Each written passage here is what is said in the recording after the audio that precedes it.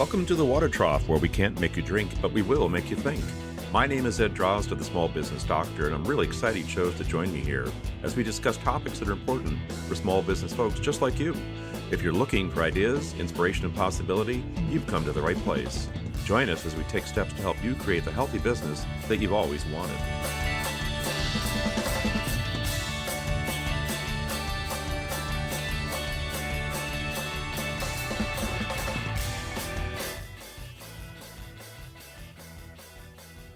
Welcome back to the Water Trough, folks. This is Ed Drozd, the Small Business Doctor. Today, I'm joined by Randy Lyman. Randy is an entrepreneur, an emotional mastery expert, and the author of The Third Element. With over 35 years of experience in business and leadership, Randy comes from modest beginnings and has built the American dream. It's his mission to help others do the same. His personal journey, transforming from the completely left-brained engineer to the fully developed right-brained coach he is today, has shaped his approach to leadership and business growth. Randy's coaching and speaking style are engaging, grounded, and highly actionable, empowering others to move beyond limiting beliefs and step into their true potential. He's committed to guiding people through emotional healing, growth, and self-discovery, ultimately leading them toward a more abundant and fulfilled life. When he's not coaching or writing, Randy enjoys exploring new adventures with his family, working on his business, and helping others embrace the power of emotional mastery in every area of their lives. Randy, welcome. Hello, Ed. Good to be here. Very nice to have you here today. I got to ask you, we're in different parts of the country. How was your weather today? Well, I am in Eastern Washington State, and it's beautiful up here today. It's beautiful? Western Washington's rainy. I spent most of my life there. I don't want to go back. Eastern Washington, I love. It is more rural, farm country. And after the clouds pass over the Cascade Mountains, it's dry on this side of the state. Oh my gosh, I'd trade anything for that, because down here in Eastern North Carolina, it is anything but dry. Yeah, it's a tough time of the year for you guys down there. Yeah, it can be. Well, listen, Randy, let's jump right in here. I'd like to ask you a little bit about your journey from the left-brained engineer to the right-brained coach that you are today. That's a fascinating journey, I'm sure. Tell us a bit about it. In 1989, at the age of 28, I had multiple million-dollar businesses. I was successful, but I wasn't necessarily happy, and I definitely was not fulfilled.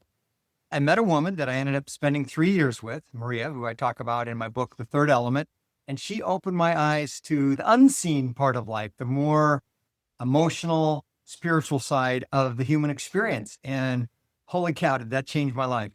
Just how did it change your life? What were some of the things that turned things on their ear? My approach to success and what I thought would be happiness was to educate myself as much as I could and to work as hard as I could. Two of the three elements of being human are the mental and information, education, etc., and our body and the physical world. I was under the impression, the false impression, that was enough.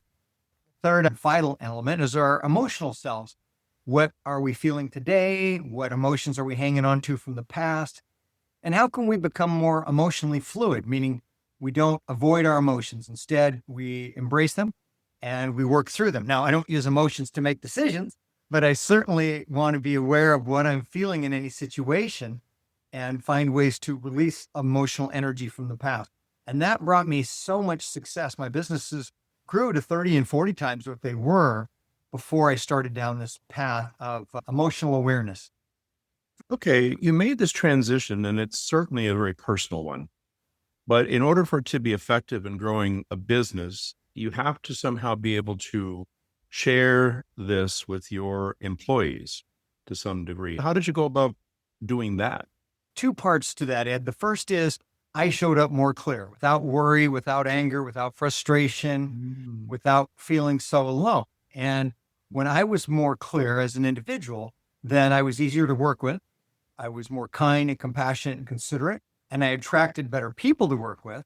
The second part of the answer is I was able to teach others how to interact with each other in a business setting, completely appropriate, but from a more caring, compassionate approach. It means more listening, more involving others in decision-making, more acknowledgement of what others are doing. So the three components that come out of that are acknowledging people for who they are, helping people feel that they're really contributing to the cause, because many people's life doesn't feel meaningful. And if they can find meaning in their contribution at work, that's fantastic.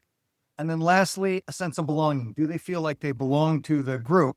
It's kind of like belonging to a family in a way, but do they belong to the group? So I was able to change my behavior. I was able to change the way we approach problem solving. And then there were a lot of small processes and programs and such I incorporated into the business to support those three pillars of the acknowledgement, contribution, and belonging. That's fascinating. I believe a lot of folks in leadership find themselves, maybe due to insecurity, they find themselves in a position where they have to retain a certain amount of aloofness and distance from their people. I'm going to tangent on that somewhat, but I'm going to address how new leaders are more likely to push their way through rather than motivate. So when we grow up, especially as men, and for women, it's going to be completely different, but I'm going to speak to my position as a man. In junior high and high school, if I showed any caring or compassion, it was brutal. Men and young boys are not in a position where they can show their feminine traits because the other boys and the other men will just beat the crap out of them.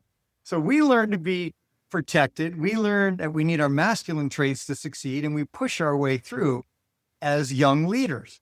We believe if we're tough and we're macho and we're masculine, then we're going to accomplish what we need. When we're no longer in grade school, or more likely junior high and high school, and now we're young adults, that whole macho thing doesn't apply in the same way. And now we learn we're part of society in a different manner, meaning we're fitting in, we're contributing, and we're dealing with adults who aren't so brutal. Now, some adults are pretty brutal, but as we mature, then we're able to deal with that. So when I was first leading people, my approach, and again, I grew up in the 60s and the 70s, our approach was push our way through, tell people what to do, make sure they did it. If they didn't do it, there was consequences. And young leaders take that more masculine approach. And then we get a little older and we become a little wiser and we realize, well, people are here because they want to do the best they can. They're here because they care about their family and they want to have a meaningful career. And when we can tap into the desires of the people we work with, their desire for success, their desire for acknowledgement, their desire for advancement, now we can create an environment where it's more collaborative instead of forceful. And that's just a natural part of growing up. Again, a woman's perspective is different, but as a man, we learn to force our way through when we're young. And then when we're a little older, we learn, oh, there's a different and better way to do this. And that was my progression as a leader. From that space where you had a role to fill, that which you were born with, so to speak, and realizing that was not going to be appropriate in your adult I space. realized it wasn't appropriate, and I realized it caused more harm and damage than good. Through my 3 years with Maria and my 35 years on my spiritual path, so to speak, I've worked through so many issues personally that I can show up calm, compassionate, caring, even vulnerable, admitting my mistakes and asking for help. And when I do that from a place of internal strength. And the people I lead, they recognize that strength and they feel safe in that space that I provide. And they know I'm on their side and I'm going to help them succeed. Now, it's easy to lead them. They know I'm there for them. We do this together and we accomplish so much more. Now, that's not an easy transition from being a young leader to a more mature and wise leader, but that's the path I had to go down. That's a very important point you just made about being vulnerable. Being vulnerable comes in multiple forms. I can be vulnerable, but I'll never let you know it. Or I can be vulnerable and make it a part of my person, make it evident. I'm hearing you say just that. It's the latter, that is part of me. It is me. I think it can be construed as disarming. It gives people the reason to go, oh, it's, well, you said safe. I'll say disarming. Okay. Oh, I like your word better. I'm going to borrow that and use that going forward. That's really what happens. If I show up protecting myself, people feel that and then they protect themselves. And we're all worried about what other people think. And am I going to get approval? And then that gets in the way of getting the job done. When I realize my power to accomplish things comes from the people I lead, it doesn't come from my title. It doesn't come from my authority. My true power that I can accomplish as a leader comes from the contribution of my team, and the contribution of my team is directly tied to do they feel safe and supported? We all have a need to feel valued, to belong. And that goes to our workspace as well as our home life and anywhere else. But I believe what happens is we're disengaged, we're not engaged because there is that sense that in order to succeed in the workspace, we have to follow a particular regimen and ignore our own need for value. And in many workspaces, that is absolutely true. But in a more evolved workspace that you and I are used to, and we're talking about directly here today, where people are caring, considerate, compassionate, intelligent, and hardworking also. Those are valuable. When we are in a functional workplace rather than a dysfunctional workplace, then everything is different. When I can come in and I can be disarming by being genuine, by being vulnerable, by listening and engaging other people in a different dynamic, people show up without having to keep their guard up. They're not spending time and energy protecting themselves. They're not spending time and energy gossiping. They are part of the creative process. Now, I have to teach people how to problem solve. I have to teach people how to get along and disagree and still get along. And it takes time to teach all those things. And that's what I do is my one-on-one coaching and my corporate coaching. But when we can create and nurture an environment like that with an investment, it really pays off. Not just because work is easier or people get along, but because the business numbers are so much stronger and the financial success is there. I look at the numbers and the financial success as a result of that change in the attitude, a result of the change in that approach, that lack of defensiveness, that openness, that acceptance, that vulnerability.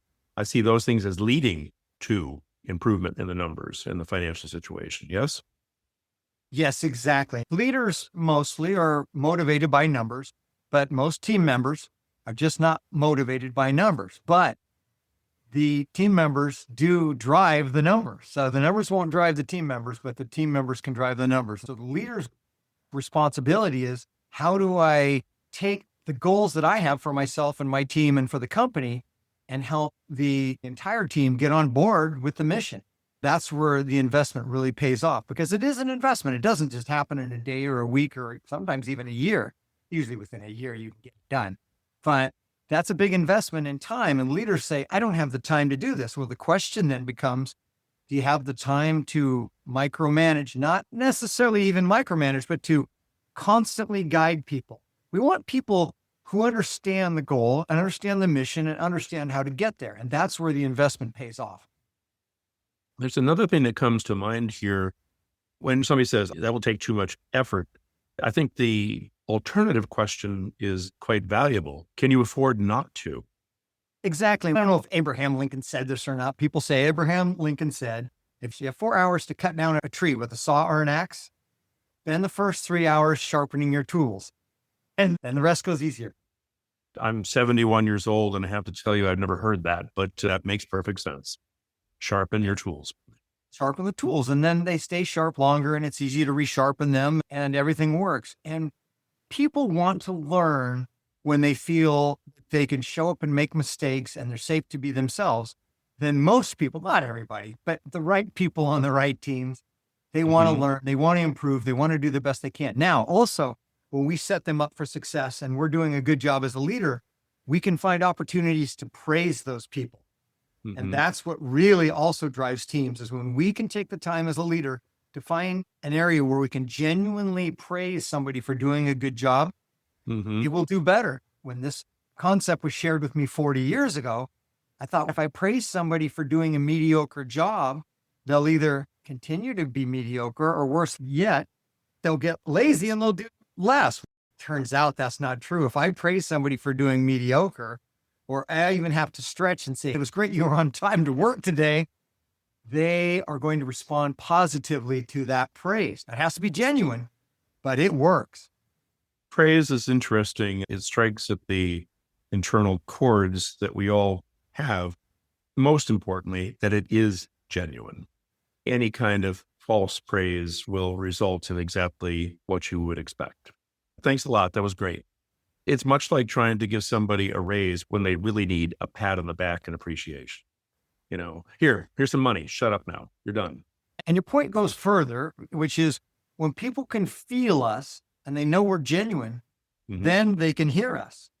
When they can feel us, they can hear us, and then we can have a true communication. But if we show up, we're in our heads, we're in a hurry, or we're not in a good mood, people sense that, they shut off, they don't hear anything we say. When you're working with a group of people, when you're working with a business, this process is, in my estimation, a cultural change, or it's a cultural event. Yes? Yes, and it works if the leader has two characteristics. First, they need to be curious. They can't be closed-minded. They have to be curious, and they have to be curious about a deeper perspective. They want to understand at a deeper level how they change themselves, how they change their culture, and how they improve their business. So again, those are the two key words, Right. curious and deeper. I, as the leader, am curious. I have the desire to do this, but I have a team working for me who may not share my enthusiasm. And even if I am effective at being vulnerable, thereby giving them an opportunity to know and feel safe with me, I can't assume that I will be able to get them engaged with this process. So the leadership team, if they don't have the same characteristics of curiosity and a deeper interest, then they're not going to make it on the team in the long term. As we grow as individuals, as leaders, young entrepreneurs need to know this. As we grow personally and our business grows, we're going to lose team members. We're going to lose friends that we've hired. We're going to lose people we really enjoyed working with. We as leaders need to address that with caring, compassion, and empathy. We're not going to get rid of people because they didn't keep up with the growth of the business. We're going to do what we can to train them and help them find their way. But if ultimately they're not able to grow as a young or new business grows, they're not going to fit in anymore. And that's okay, because they're going to find somewhere they fit in and they're happy and they're happier overall. So as we grow personally, then our business grows and evolves. Not everybody is going to stay along for the ride. And that's just a normal part of the business. I one time had to fire my best friend because he wasn't able to get past his own challenges. Those things do happen. And certainly the bigger goal, the overarching goal in business is the business. Whether friends are formed or brought into the organization or not, there will be times when that does mean taking steps that are, well, less than comfortable, put it that way. What about the role of civility in this? How does civility fit in for you? We never have any reason as a leader to get upset. When I was younger, I'd get upset. Did it get me results? No. I lost respect. People lost respect for me, and it didn't accomplish what I needed to accomplish. So today, when I have to deal with conflict, I'm calm. I'm confident. I know that if I need to take actions to give somebody some time off or some training or even termination, I can do that respectfully. I can do that with consideration. I've fired many people over my years, but I've had at least 7 that I remember who have hugged me right when I finished letting them go, because I explained to them what I appreciated in them. I explained how I felt they didn't fit. I explained a lot of things about the situation that were very frank and honest, including the appreciation for who they were. And they knew they didn't fit. And then they're like, wow, you did this. You fired me. I fired them, but I did it with calm, caring, and compassion. And they were not expecting that.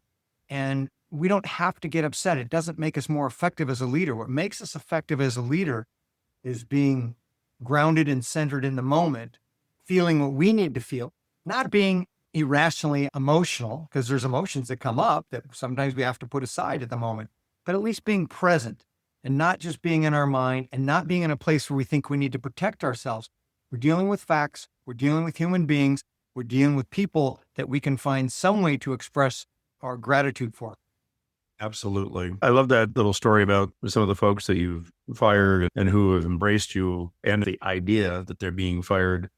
I've been in that position myself, and it all goes back to the notion that as a leader, it's your responsibility to be looking at the bigger picture and making sure that everyone is not only fitting in, but is deriving value from it. And this goes back to the thing about feeling valued. And if that is the case, it certainly is appropriate to say to someone, this is not working out. Here's why. This is what you've done, what you've accomplished, for which I'm grateful. But I know you've got so much more potential, and it doesn't reside here in this situation. And that is palatable to hear it that way. In fact, it's engaging and exciting. There's potential. And I imagine that you, perhaps like myself, have given people a recommendation in view of those things, because it's not personal in the sense of, well, the idea of quote firing sounds so terrible, but really it's an opportunity for someone to move on and to get from one space to another. There's no reason to block that potential for them. Sure, something nefarious happened or something criminal happened. That's a different story, but that's very small numbers. And probably in the case of the nefarious things, it's because you didn't take the time up front to develop a good awareness and style of self to be an effective leader. It probably goes back to that in most of those cases. There's a whole myriad of reasons things don't work out, but in the end, the goal is to treat that human being with respect. And if they're not a good person, we can still do our best to acknowledge something positive about them, make it brief, and be as kind as possible in the situation. To be kind in the situation, even if it's a situation where things went really bad, that doesn't mean we have to act badly because they acted badly. We can still stay calm and caring. Yeah, it doesn't have to be an eye for an eye, tooth for a tooth, right? That gets us nowhere. I agree with you. But let's be realistic. It is not that unusual either. It's out there. The reason people can be combative when they're firing is because they're uncomfortable with having to deliver the message, or they're afraid that something within them is going to be exposed. This person I'm firing may know something about me or may call me out on a mistake I made. And suddenly I'm not comfortable being in a vulnerable position when I'm firing somebody who could attack me verbally, Right. informational wise, to attack me back. So if I'm confident in who I am, and I know that who I am is bigger than my title, bigger than who I show up as, I am a spiritual being on a human path who makes mistakes.